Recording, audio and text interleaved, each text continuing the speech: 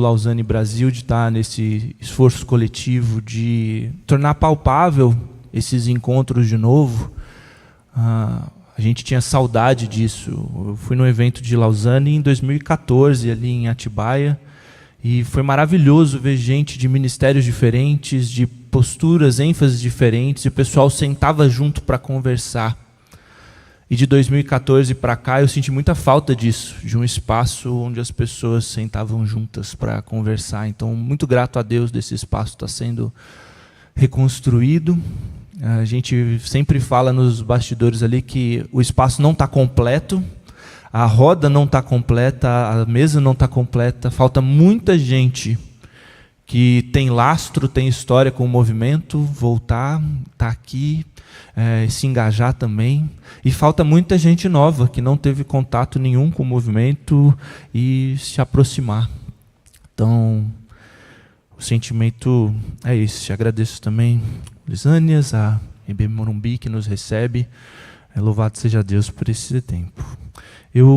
Nosso tema não é um tema do relatório, o tema dessa mesa. O relatório fala sobre o status da grande comissão, e o nosso tema é que a igreja proclame ou anuncie e demonstre Cristo unida. Ele é o tema do congresso. Embora ele não tenha um capítulo no relatório, ele é certamente a condição que o relatório deseja. É somente se a igreja estiver unida, proclamando Cristo, demonstrando Cristo, que a gente vai avançar na grande comissão. Eu queria começar perguntando para vocês, Lausanne tem esse histórico, né, de promover a unidade, de promover o encontro, desde 74, depois 89, 2010, agora rumo ao encontro desse ano. Promover a unidade tem suas tensões, tem seus ruídos, tem seus momentos de polir ali e acertar o tom. Eu queria perguntar para vocês qual é o envolvimento de vocês com Lausanne ao longo da história, se vocês estão há muito tempo, estão chegando agora, e como é que esse ponto do sentimento de Lausanne, essa busca pela unidade, reverbera em vocês, ou marcou vocês, tem marcado vocês. Então, se vocês têm essa história, se vocês estão chegando agora, foram impactados pelo pacto, estão no movimento, e essa questão da unidade, como é que tem sido isso no ministério de vocês? Acho que a gente pode começar com o pastor Lisânias, que está aqui. Bom dia, Maicon. Prazer ter vocês. Muito bom para a gente da Igreja do Morumbi ter vocês aqui, é um privilégio.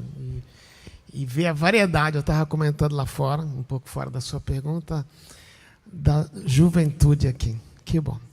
Não que eu esteja me sentindo velho, não, mas que bom ver a turma aqui. Eu acho que eu gostaria de falar um pouco da minha história com a unidade. Eu venho de um pano de fundo, de treinamento, em que o contexto em que eu vivi era só nós. Nada exatamente contra o lugar de onde eu venho, mas eu não podia nenhum movimento de Lausanne por causa da conexão que eu tinha com aquele lugar, aquela organização. Quando eu vim para o Morumbi, minha mente começou a abrir mais. E até hoje não fui em nenhum movimento, nenhum dos congressos. Mas uma coisa que mudou para mim, e eu não tenho vergonha de confessar isso, é que, pelo pano de fundo que eu tinha, era muito difícil sentar com alguém que não era presbiteriano de onde eu venho. Então, sentar com todo carinho, sentar com um pentecostal. Eu lembro que o primeiro congresso que eu fui fora do meu ambiente foi um congresso da CEPAL em 93. E eu vi os irmãos lá, os pastores cantando, com as mãos para cima, dando aleluia, e eu com a minha mão no bolso. E eu me sentia totalmente estranho. Quem sou eu para estar aqui? E quem são vocês? Então, eu creio que é de 30 anos para cá, que por estar nessa igreja, justamente, é que eu comecei a olhar para um outro lado e poder não ter preconceitos com pessoas diferentes de mim, como o Bitum falou, que são diferentes, são amados pelo próprio Deus. Então, ver o que Lausanne está fazendo, para mim, é uma inspiração. Eu queria ser mais jovem para estar nisso, mas ainda dá para fazer alguma coisa. Mas eu creio que a alegria de ver que na diferença existe tanta coisa para a gente ganhar do outro. Obrigado. Perfeito, Lisane. Olha só que coisa bonita. Obrigado por nos acolher, nos incentivar e nos receber. Jota, Lausane, muito bom. Primeiro, muito bom estar aqui, um privilégio muito grande, uma honra, né? Sentar com amigos de tanto tempo e contar um pouco do que é a nossa, onde vem essa relação. Que ano que você foi missionário lá do Palavra da Vida? Como é que você sabe? Quantos anos você tinha? Eu cheguei, como ministrar, eu tinha 27 anos. 27. Quantos anos você tinha quando você foi dirigir um acampamento, você e o Mildinho, lá no El Rancho, em Anápolis? Em Anápolis, exatamente. Quantos anos você tinha? Acho que eu tinha 23, 24. Você tinha 23 anos, né? O Lisânias não lembra disso. Mas eu quero contar uma coisa para ele que ele não sabe. Ele não sabe disso. E ele nunca saiu da minha memória. Porque o Lisânias tinha 23 anos de idade. Quem estava junto com ele era um cara que tinha o apelido de Mildinho. Ele era todo assim desengonçadão. Um homem de Deus, assim. Ele era tão grande que ele parecia uma pessoa assim que ia tropeçar em tudo quanto é coisa. E o Lisânias é aquela coisa assim, angelical, mansa. O trem podia estar pegando fogo, assim, que ele tal. Eu preciso entender o que é a minha relação com Lausane. E por que é muito importante estar aqui? Naquela época eu tinha 14 anos de idade. Isso foi em julho de 1972, quando ele foi ser diretor lá do acampamento. Naquela idade, em janeiro, março de 1972, eu não tinha mais nenhuma escola para estudar na cidade. Meu pai era presbítero da igreja, presbiteriana, um homem assim, que morreu ontem. Viu, Lisânias? Ele morreu ontem. E meu pai era filho de um homem que usava a profissão dele para plantar igrejas. Ele era carpinteiro, construtor de celeiros e currais. E como ele era muito crente, ele era uma profissão de médio e longo prazo, que ele tinha que ficar às vezes 1 ano, 2 na fazenda. E ele era plantador de igreja. Eu nunca conheci meu avô. Eu só conheci ele o dia que eu fui desenterrar ele para colocar os ossos dele junto com a minha avó no túmulo dela. E ele morreu, meu pai tinha 14 anos de idade.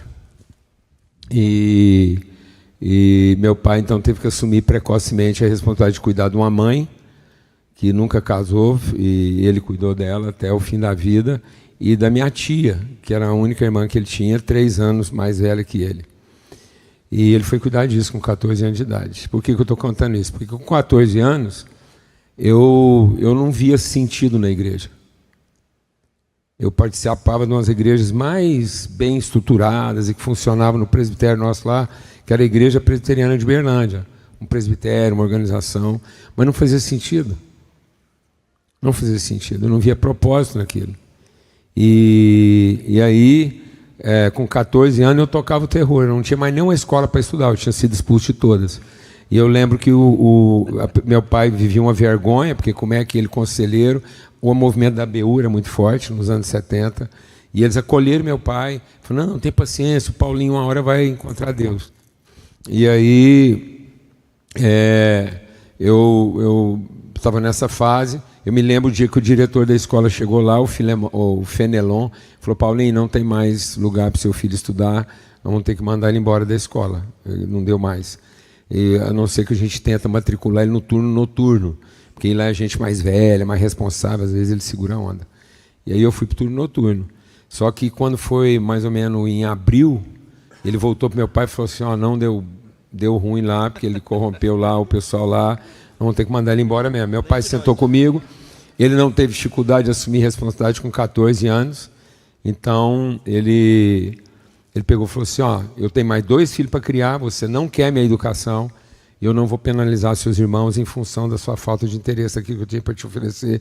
Você fala onde você quiser viver no Brasil, e o dinheiro que eu gasto com você aqui em casa eu mando para lá. Eu comecei minha vida com 14 anos, você também começa. Eu sabia que ele estava falando sério, ele me mandar embora de casa com 14 anos. 3 semanas depois, chegou lá na minha igreja um grupo da MPC, Mocidade para Cristo, que estava vivendo um avivamento, que foi grande responsável de avivamento, assim como a Palavra da Vida era uma referência de avivamento. E chegou lá em MPC e ficou hospedado na minha casa o Ricardo Barbosa. que era uns 4 ou 5 anos mais velho que eu. E um outro irmão lá de Goiânia. E aí eu vi o Evangelho. Porque pregar, muita gente já tinha pregado. Mas aí eu vi o Evangelho. Aí quando eu vi o Evangelho, eu falei, isso eu quero, isso faz sentido.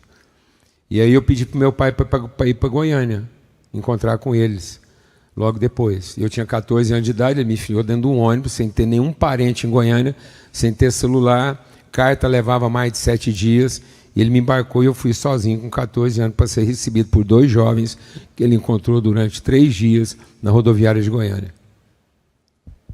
E eu fui lá em Vila Nova, e quando eu saí de Vila Nova, eu cheguei na sexta de manhã, eles me esperaram na rodoviária. Quando eu saí da Vila Nova, eles me levaram para uma reunião da MPC no terraço do tesoureiro mais xiita era a diretoria mais xiita que já houve na igreja presbiteriana. Xiita que eu falo porque eles eram assim, eles eram do poder mesmo. Quem não lembra do Boanerges Ribeiro e a diretoria dele? Só que o tesoureiro não sabia que o chapéu dele estava pegando fogo. O Lisânias conheceu ele, agora ele vai me lembrando. O Zé Costa. E lá no terraço, o Zé Costa, o povo achando que estava tudo controlado, tudo dominado, tudo lacrado. Estava acontecendo um avivamento. Quem estava pregando naquela noite era o Abraão. O Abraão de Lausanne. Eu nem lembro o que ele estava pregando. Eu sei que eu entrava na sala, eu começava a chorar, eles me tiravam para o terraço, eu parava, me enfiava. Lá pela 4ª vez, o cara que estava me hospedando falou assim, Paulinho, acho que Deus está falando com você, vamos embora. Eu falei, vamos. Eu chorei a noite inteira, amanheci no sábado, chorando. Ele falou assim, o que você faz? Eu quero voltar para casa falar para meu pai que eu vi Deus. E para a minha igreja.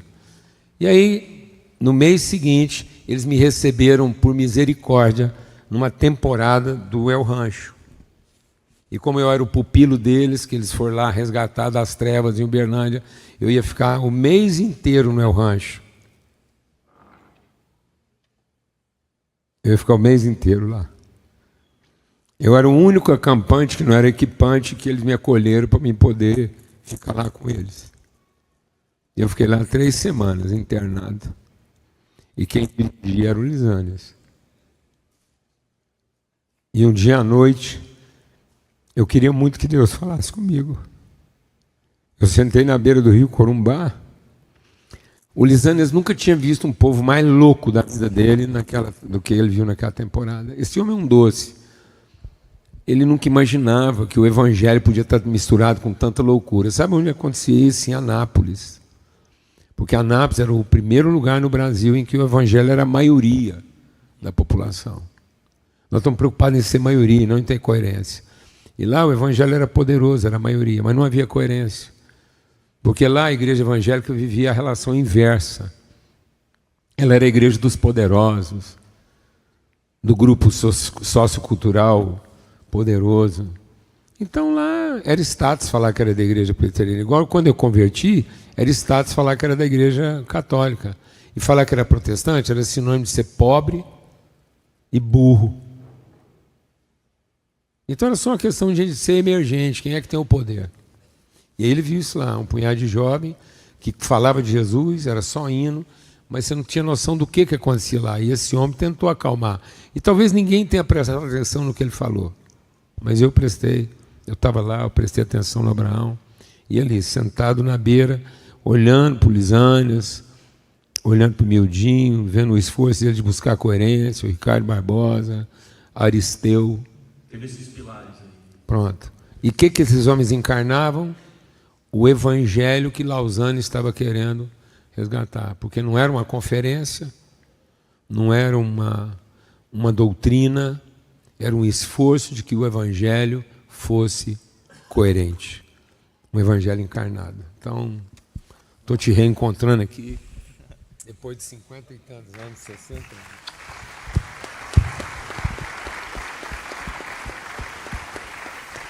Vou dizer para você que você pode ter saído daquele dia lá, daquele retiro lá, achando que não tinha dado nada certo. Mas está aqui, 52 anos depois. Viu? Glória a Deus, obrigado pelo ajamento. Desculpa eu ter explorado o tempo. Eu vou fazer o seguinte, eu troco todos os minutos que eu ia falar pelos que eu já falei, porque a hora que eu vi ele aqui, eu tinha que contar essa história. Mas o Alberto, que você também citou, todo mundo estava lá. Esses momentos são né, de Deus. É. Deus fala assim, olha lá no passado Deus usou desse jeito. E a gente olha uma coisa agora, né? Então, que a igreja proclame e demonstre. Você falou dessa demonstração, né? Já tinha ouvido, mas aí você viu. Bom, bonito. Samuel, compartilha com a gente essa história com Lausanne e essa marca da unidade, como que isso afetou o seu processo de seguir Jesus, seu ministério. Eu quero agradecer o convite, a honra de poder partilhar também aqui nessa roda e muito feliz por ter esses amigos que são tão importantes, né? Aqui pensando na igreja brasileira. E a minha história com Lausanne, ela começa com uns livretinhos que a ABU publicava lá no passado, não sei quem lembra, aqui é mais para a turma do Jurassic Park, né? Então, esses livretinhos que trabalhavam a partir do Pacto de Lausanne e o trabalho fantástico que John Stott faz, expandindo o pacto, e que são realmente marcantes. Então, eu primeiro tomei contato com aquelas provocações, aqueles desafios, e eu estudando no Seminário Batista, no Rio, era algo bem diferente daquilo que eu tinha até então conhecido, início dos anos 90. E eu fui estudar no Centro Evangélico de Missões, no mestrado em Missiologia, e já um pouco influenciado pela visão também que Lausanne trazia para a escola do SEM, na época, e pude conhecer pessoas realmente muito especiais, como Samuel Escobar, que foram professores, o René, Juan Stam, alguns dos homens que Deus usou em teologia, em história, no movimento Lausanne, para contribuir a partir da perspectiva latino-americana, tão importante no processo missionário de Lausanne, né? Eu tive depois a oportunidade de trabalhar durante 11 anos com a ABU, dirigindo a ABU em Portugal, e a ABU internacional, quer no Brasil, quer nos mais de 150 países onde o ministério está estabelecido, tem essa relação muito direta com os valores, com os princípios que norteiam o espírito de Lausanne, da cooperação, da integridade, da humildade.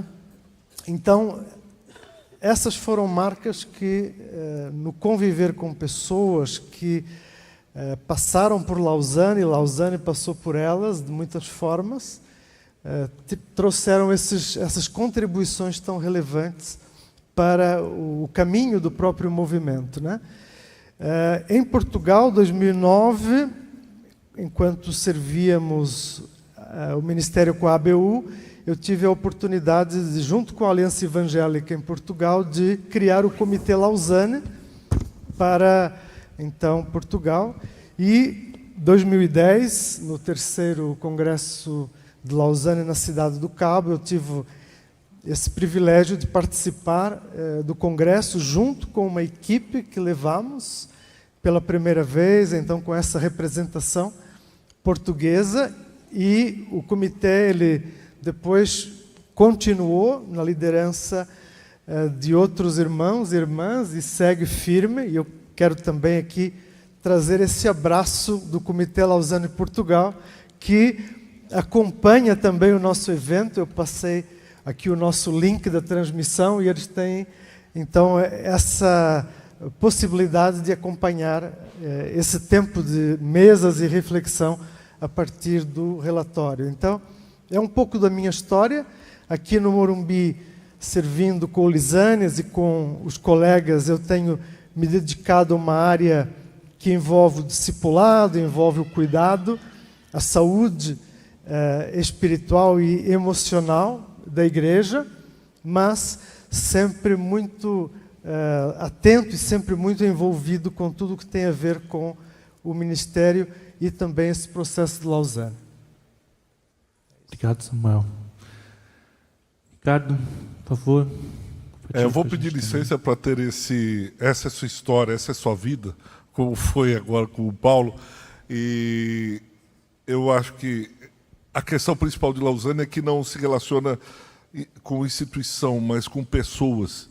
E quando eu entrei aqui também eu me lembrei da primeira conferência missionária, o Nelson lembrou, e eu estava lembrando, ainda se eu não me engano, foi com o Milad. E o preletor principal foi o pastor Caio Fábio. E eu não sei por que me chegou uma fita VHS, depois vê a legenda o que significa VHS, mas naquele tempo era a fita VHS do Congresso. E eu me converti numa igreja pequenininho, um pastor saiu da Assembleia de Deus e começou aquela igreja, mas não tinha, a igreja era bastante esquisita. Um dia eu posso falar sobre como que era a igreja, mas era muito esquisita. Para vocês terem ideia, a Santa Ceia era de 12 em 12, todo mundo de branco. Era um negócio muito estranho. Hoje eu olho, é bem diferente, bem diferente. Tinha o Santo dos Santos, ninguém podia entrar, tal. Era uma igreja. Minha avó era batista, meu pai era batista, mas quando casou com a minha mãe, desviou. Desviou não, ele não foi mais, foi excluído da igreja e nunca mais foi na igreja. Então nós nascemos num lar católico e com 17 para 18 anos eu fui impactado, encontrado por Cristo de uma maneira muito assim radical. Eu me converti. E aí, quando que chegou às mãos essa fita da primeira conferência missionária, eu não sabia nem que tinha missões, não sabia nem que tinha igreja bonito, aquele negócio me impactou muito. E aí eu fui buscar um seminário. E lá no seminário, o reitor, eu me afeiçoei muito a ele, um pastor congregacional, Jair Álvares Pintor, já falecido, e ele começou a me acompanhar, porque eu não sabia absolutamente nada de crente. Pelo contrário, a igreja dizia lá, o pastor dizia, cuidado com os batistas, cuidado com o presbiteriano, não chega perto. Eu morria de medo, batista, presbiteriano, eu ficava assim, o que será que é isso, né?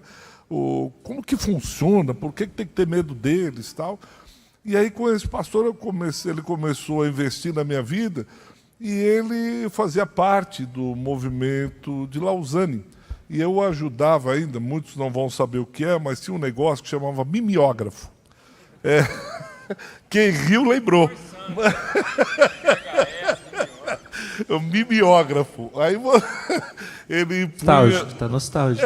Porque eu me lembrei porque ele fazia os boletins de Lausanne e eu o ajudava, datilografava num papel, não lembro, estêncil. Obrigado. Estêncil. Aí você datilografava, e aí no mimeógrafo você rodava, depois grampeava e fazia o boletim de Lausanne. Isso era muito antigo. Então foi aí que eu comecei a me aproximar do movimento de Lausanne, comecei a conhecer, ele foi me introduzindo, não ao movimento, mas o que eu queria frisar, a pessoas, a homens e mulheres de carne e osso, gente como a gente. E aí eu comecei aí até hoje, graças a Deus, isso faz um bom tempo já. Então essa é a minha história. Legal, gente. Obrigado por compartilharem. Bom sermos abençoados e incentivados por esses testemunhos. O meu primeiro contato com Lausanne também foi via Mocidade para Cristo, PJ. E foi meu primeiro contato com o movimento de unidade também em São José dos Campos. Via a liderança do Mongrau, do Tiago Tomé, do Fabrício, do Rogério, que articulavam ali. Foi o primeiro espaço que eu saí do ambiente denominacional e estava junto com jovens de diferentes tradições, diferentes denominações. E o pessoal orava junto, oravam uns pelos outros, cantavam juntos. Então, isso de que eles... Caramba, então as diferenças não são tão grandes quanto, de repente, semeiam para a gente, assim, né? E a gente fica com essa impressão do outro, assim. Avançando nisso, as pessoas tentam reforçar essas diferenças. Surgem as diferenças. Elas existem, tem as diferentes tradições. Então, a gente pode pensar nos protestantes mais históricos, nos mais pentecostais, nas diferentes variações estéticas aí, da forma de liturgia e tudo mais. Surgem outras ameaças de divisões políticas e partidárias, essas coisas que também rondam, né? Eu tenho entendido que qualquer coisa que se coloque maior do que Jesus para pedir a comunhão, né? Se Jesus não é suficiente para estabelecer essa comunhão, a gente está diante de um muro, assim. E falando desse desafio, um dos documentos que está na preparação aí para o Congresso, ele cita 1 Coríntios 12, no versículo 21, quando Paulo, explorando essa metáfora sacramental da igreja como corpo, ele fala que o olho não pode dizer para a mão que não precisa dela, a mão não pode dizer para o pé que não precisa dele. Assim. Então, e aí o autor, comentando disso, ele fala assim, olha, pode até dizer que não gosta, pode até dizer que é muito difícil trabalhar junto, mas não pode dizer que não precisa. Achei interessante essa distinção que ele coloca, né? Pode até dizer que tem dificuldade, mas não pode dizer que não precisa. Então, eu queria perguntar para vocês, mais experientes, devem acumular não só bênçãos, mas também dores, momentos de alfinetada e tudo mais. Como é que é isso, assim? Porque parece que a unidade ela surge da visão do Evangelho, da proclamação, de um sonho em comum, mas a gente tem ficado claro para nós, já bem no início da caminhada, que ela só se mantém com perdão. E por uma certa honra, assim, né? É importante ter o outro, não posso dizer que eu não preciso dele. Queria ouvir de vocês, que tem mais história, como é que é esse desafio da unidade? Quais foram as dificuldades? Foi a denominação? Foi o que surgiu? Foram as diferenças litúrgicas? Foi um ponto doutrinário? O que normalmente surge como mais forte? E quais foram os caminhos? Eu terminei, eu fui o último, deixa eu começar. O meu Por vai favor. ser breve. E talvez sirva até como, não digo uma lição, mas algo para a gente pensar mais seriamente. Uma das coisas que eu tive muita dificuldade é que a impressão que me passa, às vezes, nós temos um encontro como esse, e nós subimos aqui como um político sobe num comício, aí ajunta todo mundo, se abraça, chora, fala e tal, mas na hora que acaba o comício, o encontro, a reunião, cada um desce por um lado e volta para o seu reduto, para a sua paróquia. E não tem esse contato, some. Pelo menos para mim, pega muito isso. A gente canta, chora, está todo mundo aqui, parece que nós somos amigos há não sei quantos anos, passamos uma impressão de caminho. Mas aí durante a semana você liga, a pessoa diz, não posso falar agora, depois eu te ligo. Ou então vamos tomar um café depois, e não desenvolve o que é mais precioso, que é esse relacionamento, que é o chorar junto. Por exemplo, eu gosto muito de dialogar, debater, conversar sobre teologia, etc. Tal. Mas não sei se pela idade, aí depois vocês testemunham ou não, é muito mais gostoso alguém perguntar como é que está lá a tua casa, como é que estão os teus filhos, como que estão as tuas dores. Não saber se eu sou arminiano ou calvinista, não saber se a minha eclesiologia é a das cores ou city to city, mas assim, como é que você está com a tua esposa? A coisa está bem lá em casa? Você está precisando de alguma coisa? Você tem alguma questão que você quer desabafar, falar lá da igreja? Porque quem é pastor sabe a dificuldade. A gente está lá forte, firme, tudo bem, mas são as dores. São os problemas que a gente precisa. E nós, às vezes, não temos os ouvidores. Eu gosto muito de ouvir pregação. Essa madrugada ouvi uma, eu gosto muito assim, me edifica muito. Mas também gosto de alguém que senta comigo na mesa para tomar um café e diz, fala um pouquinho. Mas não da última sacada que você teve, fala de como foi o velório do Multman, que faleceu essa semana, e o que você achou dele, do universalismo. É bom isso, está tudo certo. Mas uma das dores, e aí eu falo por mim, é alguém que senta e diz, como é que está aí tua alma? Você precisa chorar, chora. Você precisa rir, rir. Eu quero te ouvir. Eu só quero te ouvir, mais nada. Pode falar. E aí me deixar falar, até as bobagens. Depois de ouvir, dizer, legal, tá bom. Falar alguma coisa e a gente orar junto e dizer, ó, quando você precisar é só me ligar. Então eu sinto isso. A gente fazer de alguma maneira, a unidade é feita por Cristo, ele já fez o corpo, é um só, e não tem como dividir o corpo porque o cabeça nunca vai deixar. Mas esse relacionamento aqui, nosso, de sentar e dizer, quem é o teu nome? Qual é o teu nome? O que você faz da vida? Como é que vai?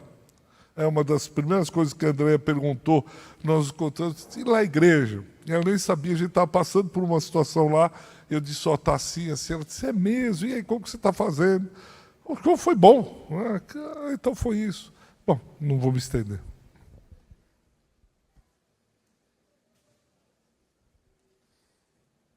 Eu vou ler aqui um pequeno trecho do compromisso da Cidade do Cabo, que fala sobre esse ponto. Eu acho que é bem interessante, como resumo, né? Damos testemunho da verdade de Cristo no mundo pluralista e globalizado. Construímos a paz de Cristo em nosso mundo dividido e corrompido. Demonstramos o amor de Cristo a pessoas de outras religiões. Discernimos a vontade de Cristo para a evangelização mundial. Somos parceiros no corpo de Cristo para gerar unidade na obra missionária.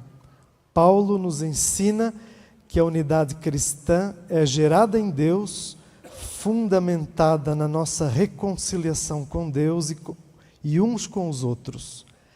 Essa dupla reconciliação foi realizada por meio da cruz. A nossa unidade, que é gerada em Deus,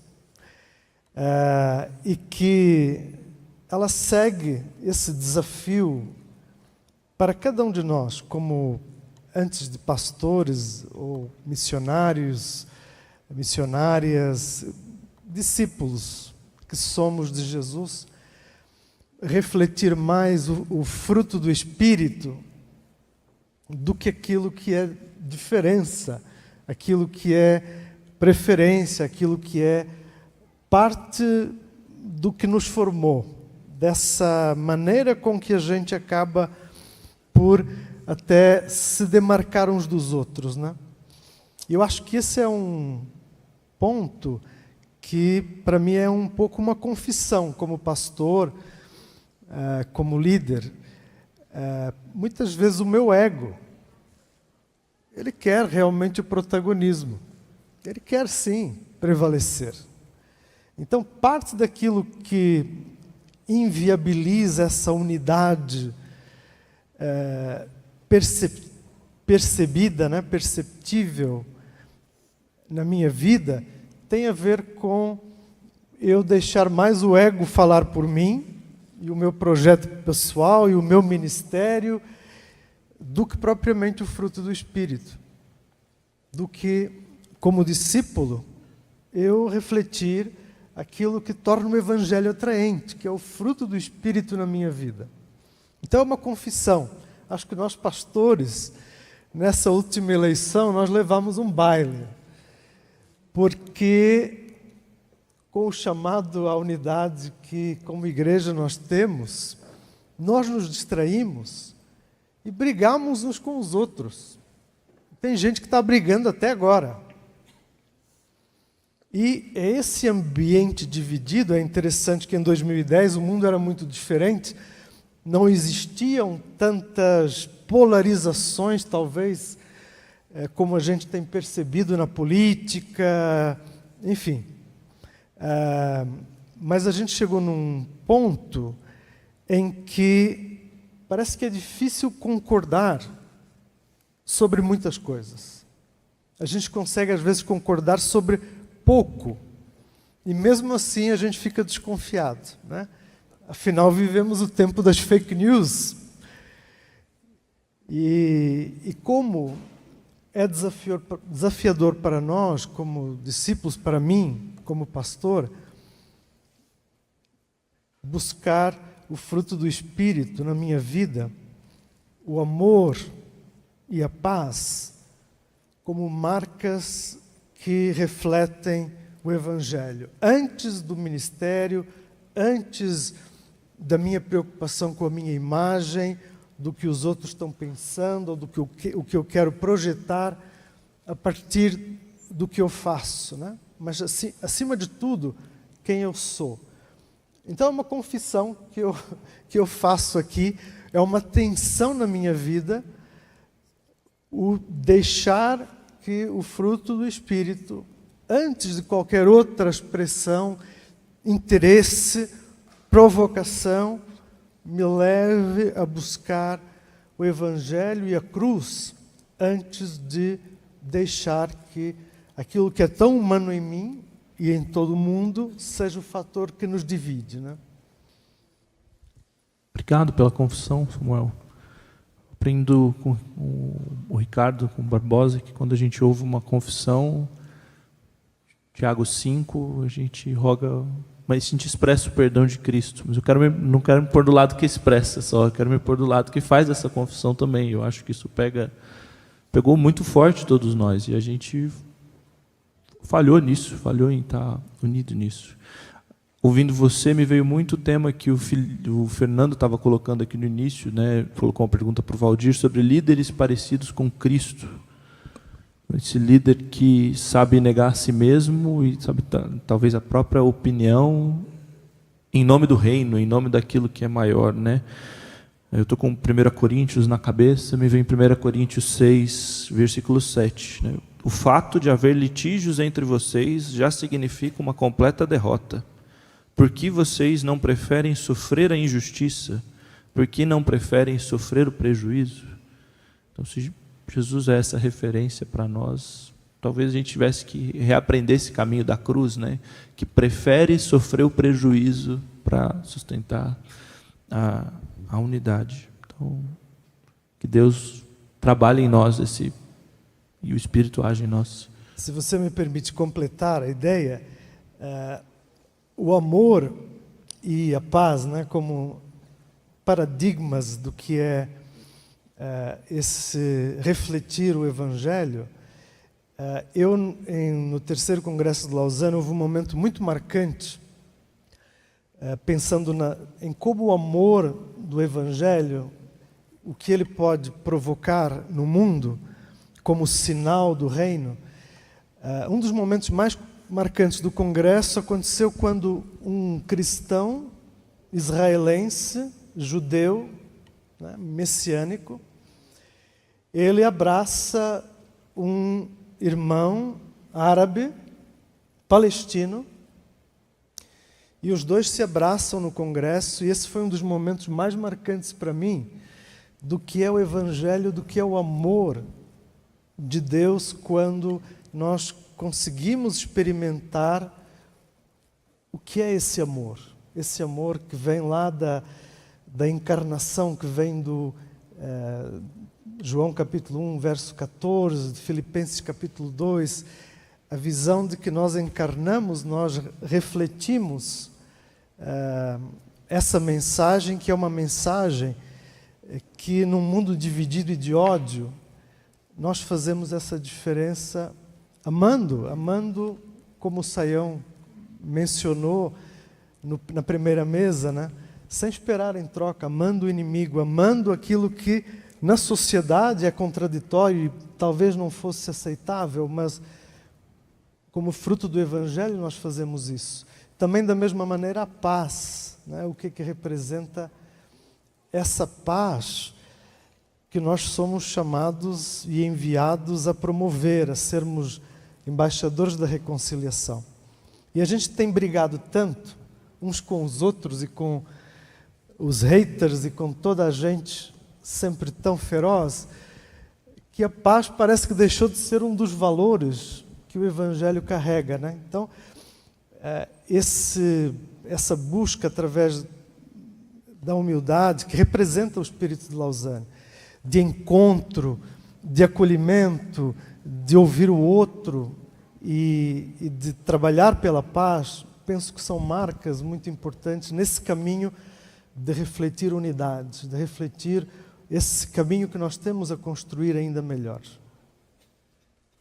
Lá em casa, você citou esse Ministério da Reconciliação. Lá em casa, recentemente, voltando do grão de mostarda, o Ziel desafiou o pessoal que estava lá, o Ziel Machado, sobre a questão de nós sermos ministros da reconciliação, né? Então, o que significava isso?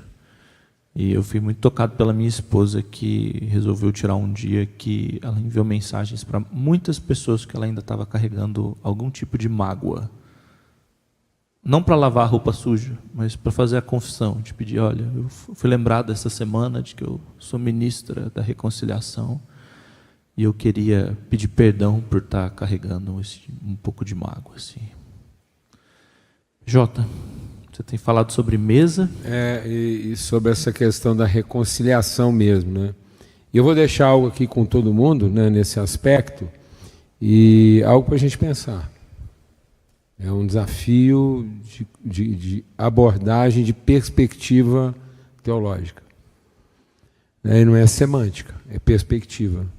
A gente, quando coloca as coisas no fim, a gente cria uma condição de expectativa. Mas quando a gente entende elas a partir do seu princípio, a gente passa a ter uma perspectiva. O diabo não tirou Deus, gente, ele só colocou Deus no fim.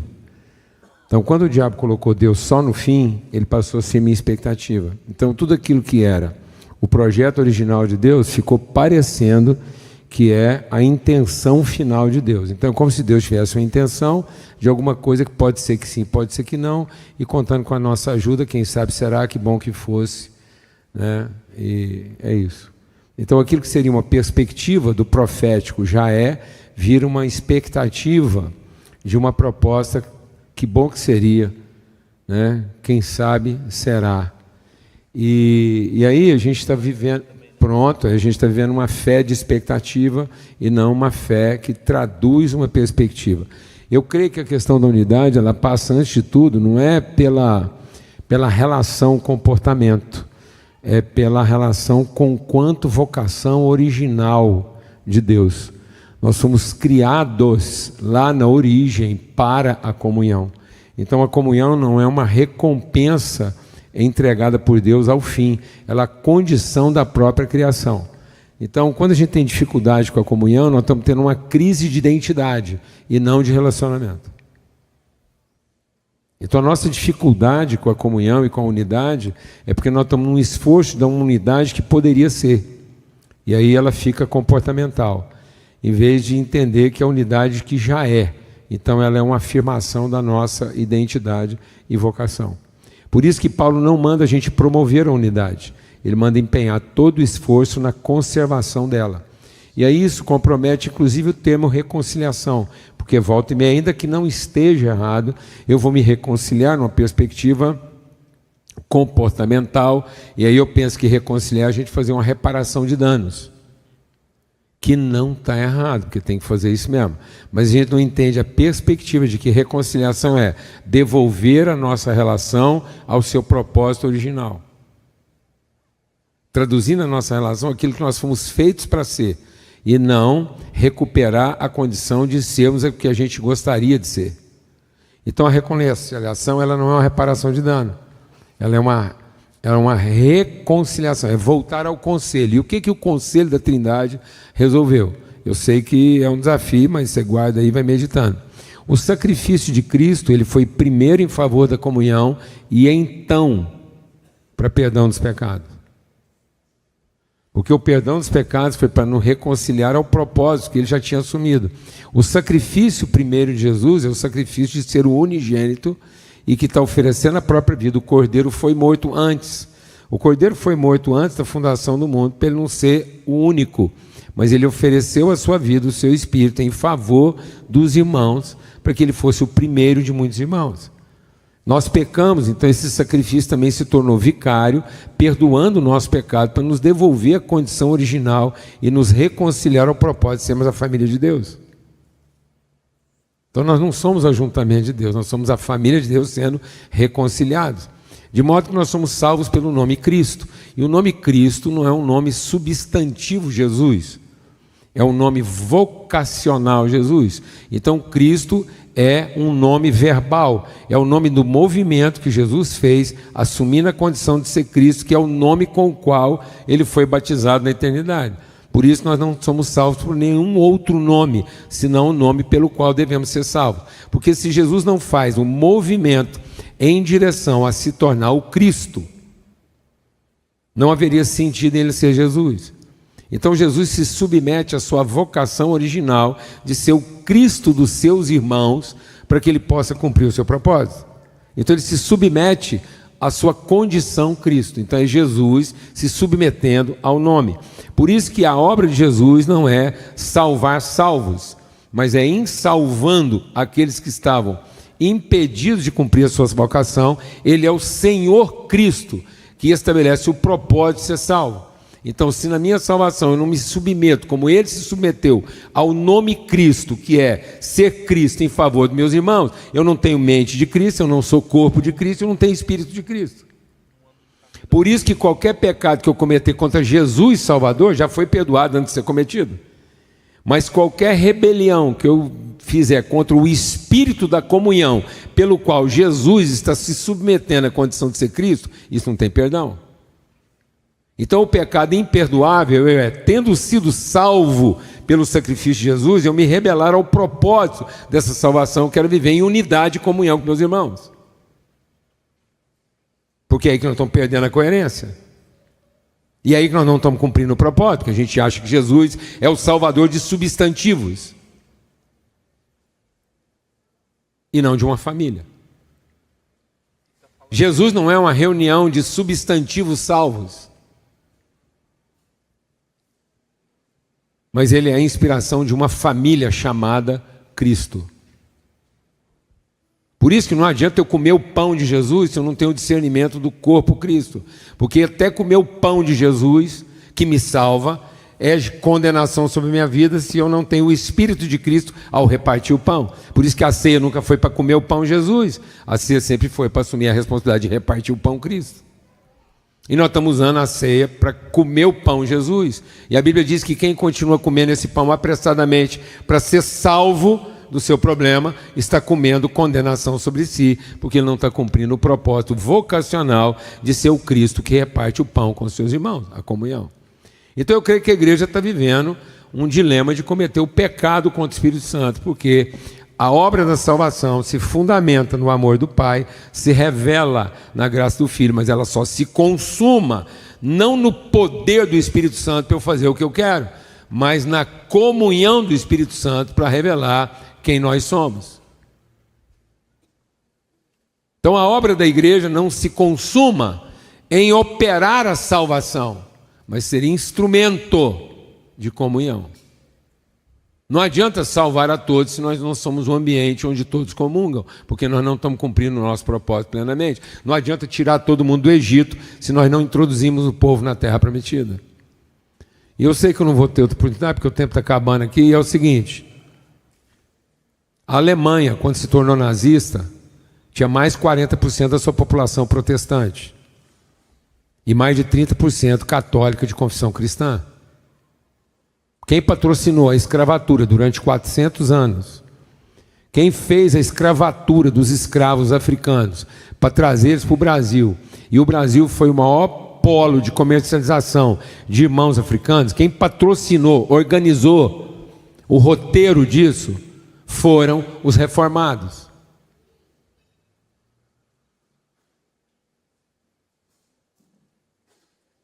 Não foram os romanos. Foi Inglaterra, França, Holanda e Alemanha, países reformados. A Segunda Guerra Mundial foi um conflito entre países reformados e irmão matando irmão. Não foi uma guerra santa entre muçulmanos e cristãos. Foram nações de maioria cristã, matando umas às outras em nome do poder. E todas tomavam a ceia como o pão que tinha que ser comido para fazer valer o direito, mas não para cumprir a vocação. Os países romanos só entraram na escravatura depois.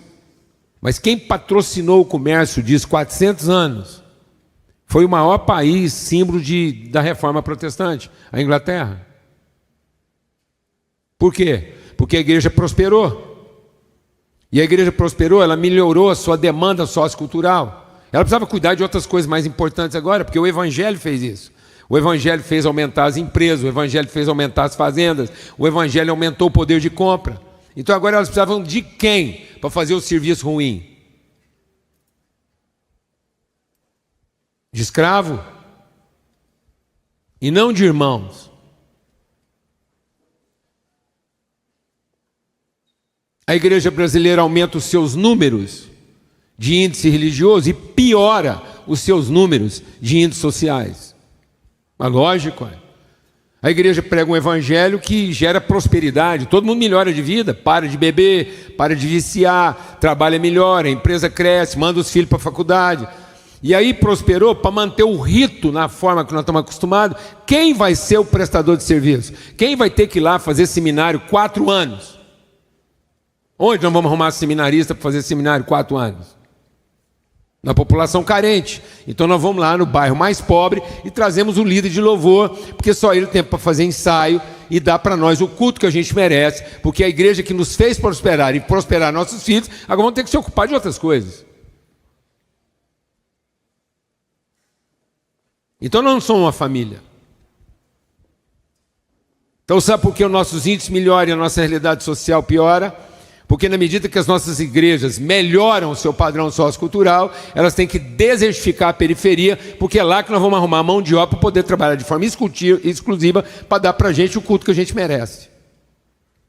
Era isso que Lausanne queria discutir. Por isso que a conversa ficou difícil. Quem são os prestadores de serviço hoje? Por que a realidade social brasileira piora?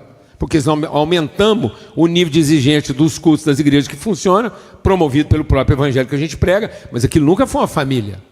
Aquilo é a igreja dos salvos, então nós precisamos continuar tendo um culto que vai melhorando o nível, porque o culto tem que me salvar. Para me salvar, ele tem que me oferecer aquilo que eu mereço.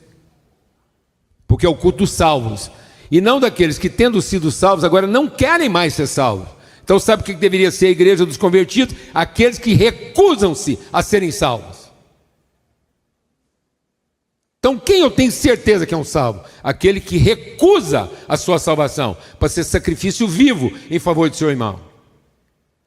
Ele recusa ser salvo na igreja, ele recusa ser salvo na empresa, ele resolve não ser salvo com o dinheiro que ele ganha, porque agora o dinheiro dele tem que cumprir o quê? O propósito da reconciliação. A empresa dele tem que cumprir o propósito do quê? Da reconciliação. A igreja dele agora se recusa a ser salva, porque ela não precisa ser salva. Ela não precisa ser salva num culto bom, num pregador excelente, nem da banda que dá para ela o louvor que ela merece. Porque ela não precisa de salvação. Ela agora só precisa cumprir o propósito da reconciliação. É isso. E na reunião anterior aqui foi dado um dado, cuidado, presta atenção. Alguém comentou aqui que a religião que mais vem crescendo e que vai ultrapassar os números do cristianismo é o islamismo. Eu vou dizer por que isso vai acontecer. É uma coerência histórica. Porque quem está pavimentando a terra que faz crescer o islamismo são os cristãos vivendo um evangelho mal vivido. Porque nós somos 2 irmãos, o mais velho, que o pai era patrão, e o mais novo, que o mesmo pai era símbolo de uma promessa, um filho gerado de promessa, e o outro era um filho gerado de serviço. Então, quando o filho que é gerado da promessa não apresenta o pai que prega, mas assume o direito de pregar que o pai é dele, mas não assume a responsabilidade de tratar o outro como irmão, então ele ofere direitos ao primogênito, que é filho da escrava. E aí o direito de primogenitura prevalece sobre a primogenitura por vocação. Isaac era primeiro por vocação, mas Ismael era primeiro por direito. Então se a gente continuar pregando um evangelho que chama Deus de Pai, mas na hora de tratar É tudo funcionário mesmo? E é tudo prestador de serviço para a minha própria salvação? Então, quem vem depois de nós e vai pregar uma coisa que é mais coerente do que o que nós estamos pregando? Aquele que fala do mesmo Deus, mas deixa claro para todo mundo que, na verdade, ele nunca foi pai. Sempre foi o quê? Patrão. E que, no fim, é só uma prestação de serviço. E salve-se quem se merece ou que merece. Por isso, unidade não é uma coisa para promover. É só para não estragar. É só para lembrar que ela já é antes de nós. É só a gente se tratar como a gente de fato é, e não como a gente gostaria de ser ou acha que merece ser.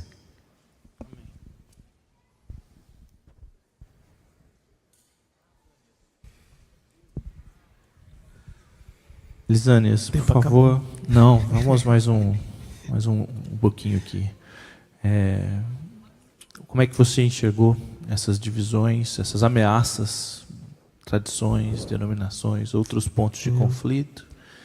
Que conselhos que você traz para nós para buscar lidar com isso, andar a segunda milha, pedir o perdão ou a desculpa, aceitar ou pedir o perdão?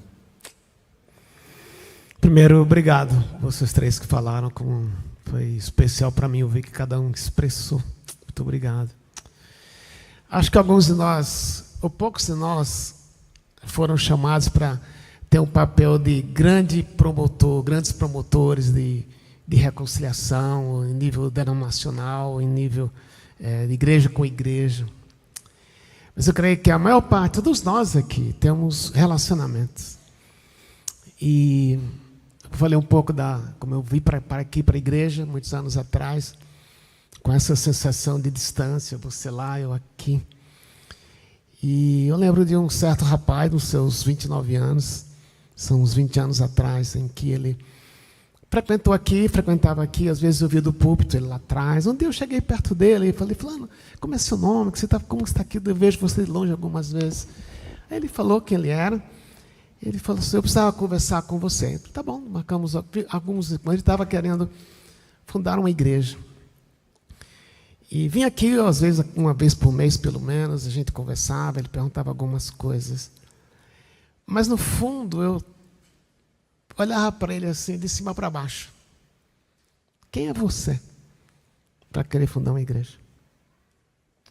E isso me veio à mente quando o Betum estava falando, porque depois de alguns meses de encontros com ele, quase um ano, melhor recordando, quando ele falou, pastor, estou começando a igreja.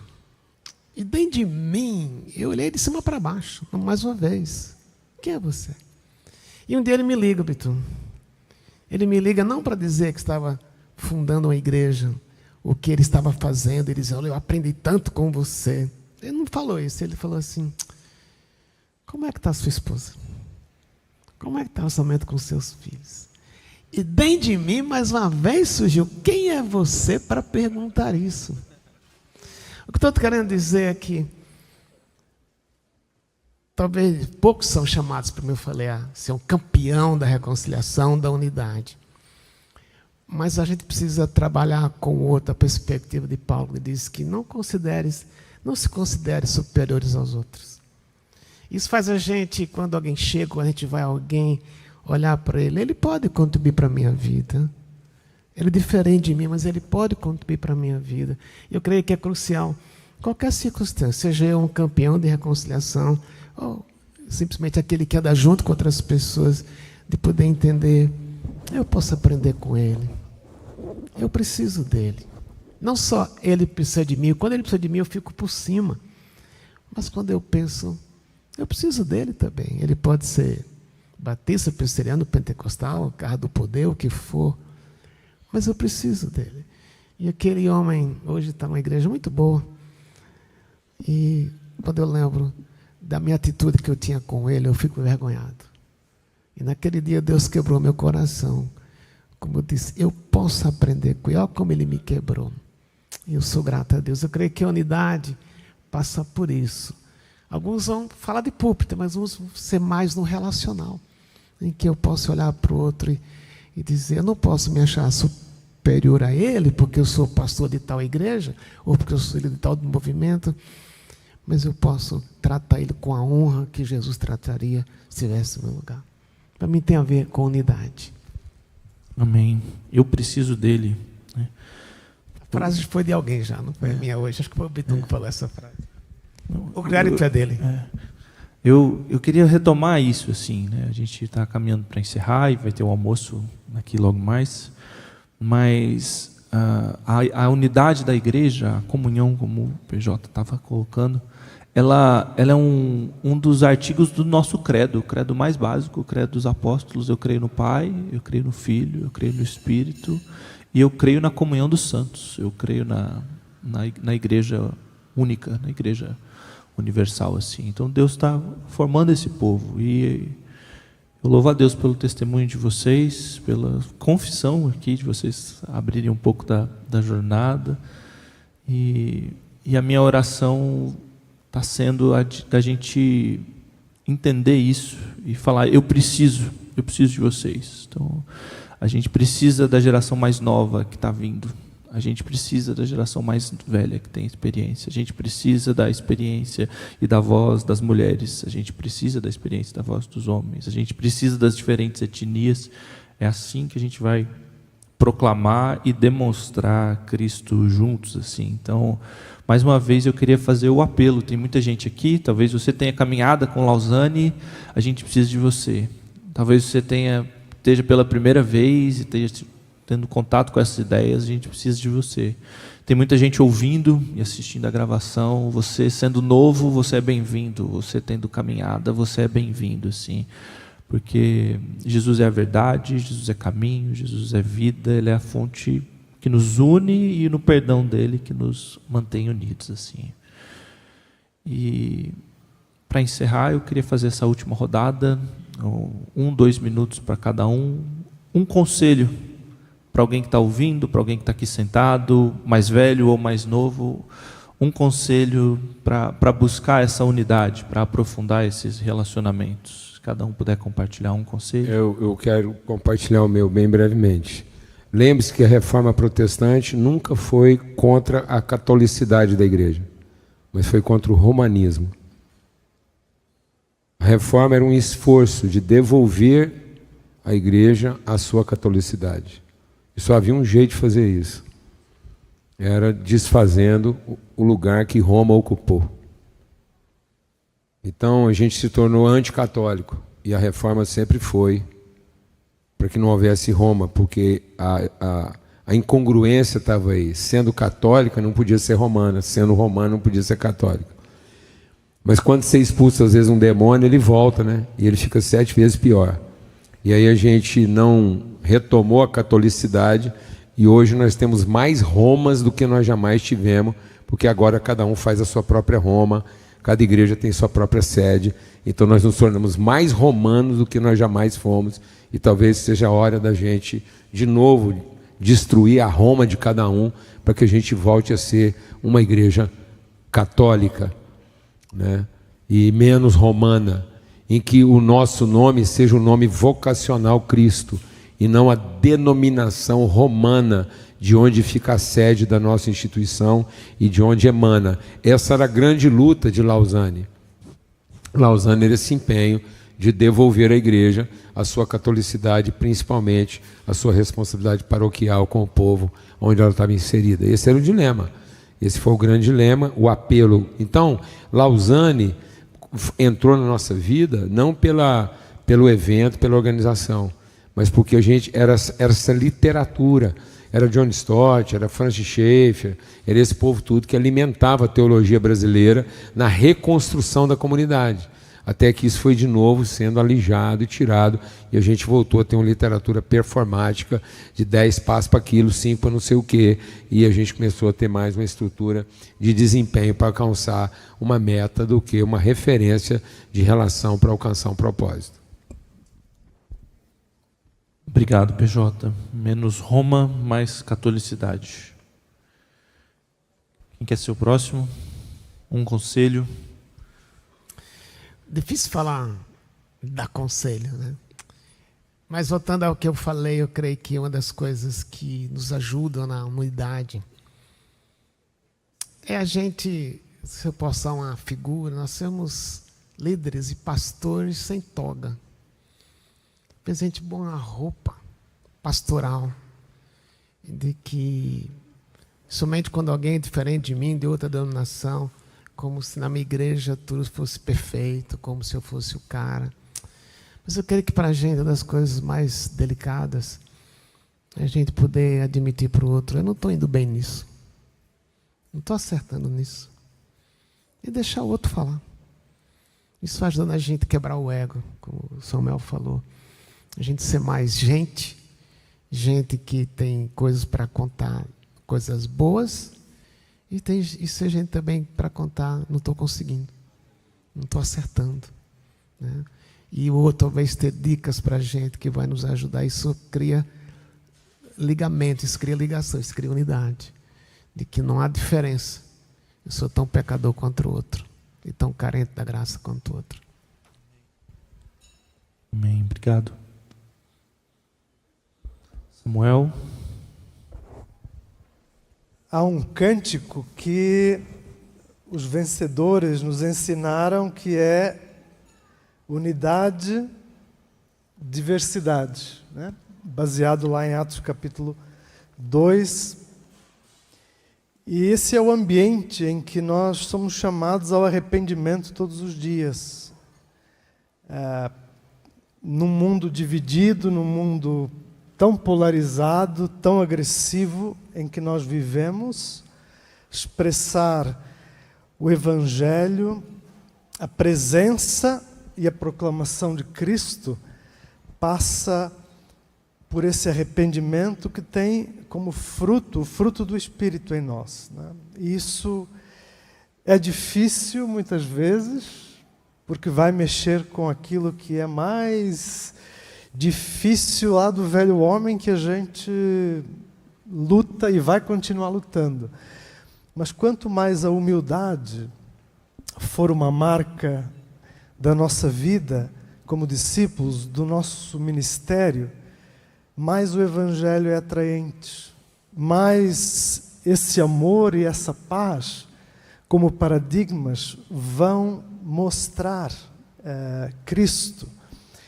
Então, o arrependimento é o caminho para avivamento, para transformação, para um novo tempo, em que a igreja precisa ser esse sinal do reino, da paz, sinal do amor, que são essas marcas que só o Evangelho pode trazer. Então, essa é a minha confissão, essa é a minha luta, que eu partilho com vocês, e também é a minha esperança em Cristo. Amém. É difícil falar. Tem uma personagem que mexe muito comigo já há anos, que é a prostituta que vai até Salomão. E assim eu deixaria duas coisas: coragem para não desistir e sabedoria para exercer a justiça. A primeira é a coragem que essa mulher teve. Ela era uma prostituta. Imagina, hoje é difícil, imagina naquela época ser uma prostituta. E o único homem que parece que ela amou, ou amou de verdade, foi o filho que ela teve. E lá pelas tantas, o filho da outra morre, uma colega dela, uma amiga dela, que provavelmente repartiu o mesmo quarto, rouba o filho dela. E aí ela precisa ter uma coragem que sempre me chamou muito a atenção. Como que ela tem coragem de se apresentar ao rei? E eu fico imaginando a cena, ela passando pelos guardas, e o guarda: essa daí é a Maria. Essa aí já sai com ela, essa daí e tal, ela está lá no prostíbulo. Mas ela tinha uma causa que ela acreditava, e ela tem que acreditar, não só essa coragem de olhar, os homens olhando para ela e dizendo: é essa daí. E acreditar que Salomão vai exercer a justiça. Eu fico imaginando que fé que ela tem, que crença. Como que ela chegou a essa conclusão que ali você não se enxerga quem você é só uma prostituta. Mas ela vai até o fim, né? E ela vai até o fim, e o que mais me surpreende É quando aquele que tem toda a sabedoria, todo mundo, uau, esse é o cara, tal. Ele diz, não, eu tenho um veredito aqui, corta essa criança no meio. Eu fico olhando e ela pensando, valeu a pena vir aqui, me expor, me entregar, e esse cara que se fala aí, o homem de Deus, o sábio, manda matar meu filho? Já não basta um morrer, ser roubada, ser prostituta e tal, ainda veio aqui um veredito desse? Que religião é essa? Isso aqui não dá para acreditar mesmo, Israel é uma farsa, Deus não existe. Mas ela manifesta o amor, assim, e a crença num momento que me espanta. Ela ainda crê, ainda ama. E ela ama tão profundamente, e aquela situação tira dela um amor que ela diz, eu prefiro ver o meu filho no colo da outra do que matá-lo. Eu prefiro a vida ao invés da morte. Eu prefiro ver essa criança ser amamentada no peito da outra, e eu sei que ela roubou, eu sei que ela foi injusta, eu conheço essa daí. Ela sabe que eu sei, mas ainda assim ela acreditou. Coragem para continuar, nós precisamos de coragem para continuar crendo. E assim, em vez de acabar tudo, e isso aqui não vai dar em nada, coragem para continuar, ainda que seja no colo do outro, ainda que seja no peito da outra, que continue, que esse movimento continue, ainda que Deus levante outras pessoas que vão estar lá como os campeões, que o Lisanas falou, os campeões aí da reconciliação, tudo bem, desde que a vida seja o bem maior. Ainda que eu não veja os primeiros passos da criança, ela não fala mamãe para mim, ela nunca vai falar mamãe, tudo bem, o importante é que o reino cresça. E falando do reino, aí vem a parte de Salomão. Primeira, coragem para continuar. E a segunda é sabedoria para exercer a justiça. Quando Salomão ele manifesta a justiça, e de uma maneira doida. Se parasse a cena lá, quando ele diz, corta no meio, todo mundo olharia e diz, que rei é esse? E ainda ele se diz cheio do Espírito Santo, se diz sábio, fez os melhores seminários e tal. Esse cara não tem nada a ver com Deus. Mas a gente entender a justiça do Altíssimo vir de uma maneira diferente daquela que a gente conhece. Como o Lisanas falou, né? Como Deus pode atuar em gente diferente? Quem esse cara pensa que é para dar um veredito desse? Quem esse cara pensa que é para começar uma igreja ou perguntar como vai minha família? E aí esse discernimento, essa sabedoria para exercer a justiça de Deus nesse mundo que o Paulo falou, o Paulo Júnior. Num país que cresce em desigualdades, miséria, pobreza, etc. E juntamente com o crescimento evangélico.